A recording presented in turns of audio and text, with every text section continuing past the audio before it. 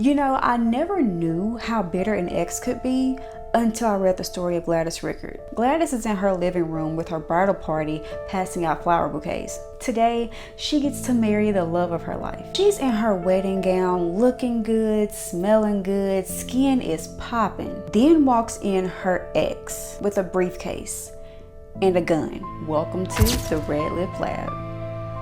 But take your shoes off first, please. Thank you.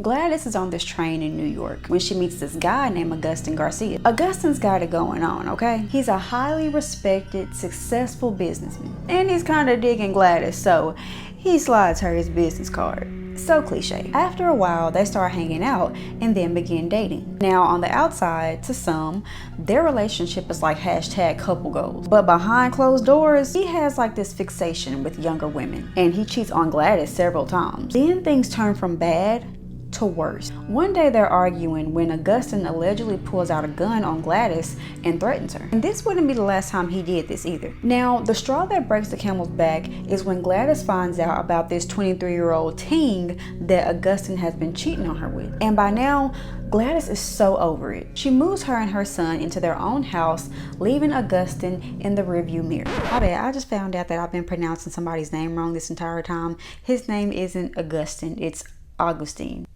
My bad. But anyway, like I was saying, Gladys moves her and her son into their own home. But too bad that Agustin won't go on somewhere. He's calling her house, calling her office, pulling up to her house at 2 a.m. and sitting outside. He is like legitimately stalking this woman. Then one day, she's on her lunch break when she meets somebody tall, dark, and handsome. His name is James. Now, her and James started moving fast because baby, 2 months later, they're engaged. Augustine catches wind and he ain't too happy. The wedding day is quickly approaching, but here's an itty bitty plot twist. The morning of the wedding, Gladys and Augustine are caught on surveillance inside of a supermarket hanging out together. Augustine has his arm around Gladys, but Gladys looks a bit uncomfortable. She keeps her arms like crossed over her chest, and there's even some times where she tries to create like some distance between them. Now you're probably wondering,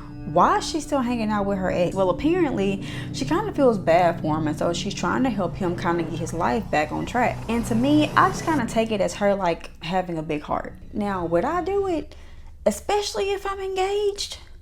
No, but that's just me. Around 4 p.m. that day, limousines and a Rolls Royce pulls up in front of her house to take Gladys and her bridal party to the church. But guess who was also outside?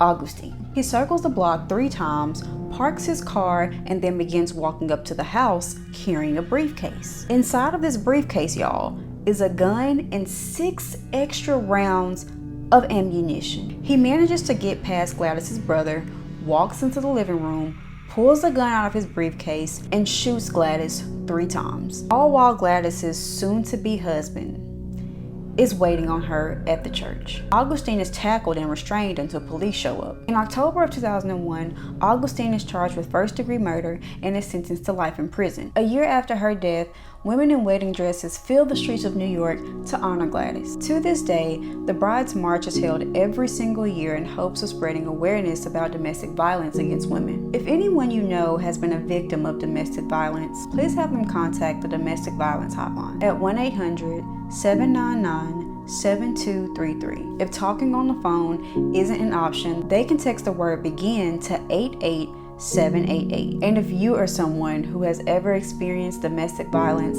please know that you are not alone. Know that you're loved. Know that you are valuable. As always, we send our condolences to everybody that was affected by this horrible tragedy, and may Gladys rest in peace.